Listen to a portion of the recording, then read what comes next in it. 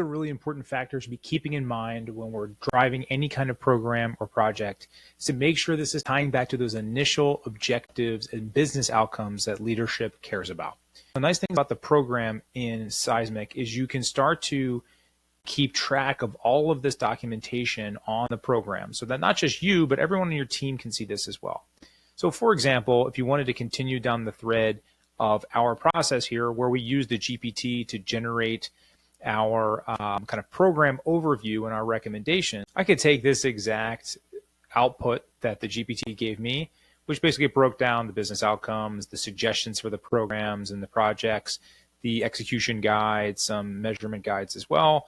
And I can, of course, tweak that and adjust it how I see fit. I could export that out or just, play around with this language to get it the way that I want. And then when I go back over to Seismic, one of the best things to do is to start with this brief section. And there's a documented section right in the center here where you can upload some text and you can hyperlink things in here as well. But I highly recommend dropping in something like that leadership objective guide that you just generated. So now you know what is actually being wanted, why we're doing this project, what's going to change about this project, what success is going to look like, how to use this project and this program.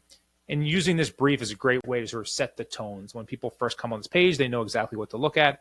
Where you can see here, I've actually dropped in some pages on screen too, where you can upload a piece of content so that they could view, look through the details here if they wanted to. So setting the brief, setting the sort of face of the program is a great way to get started.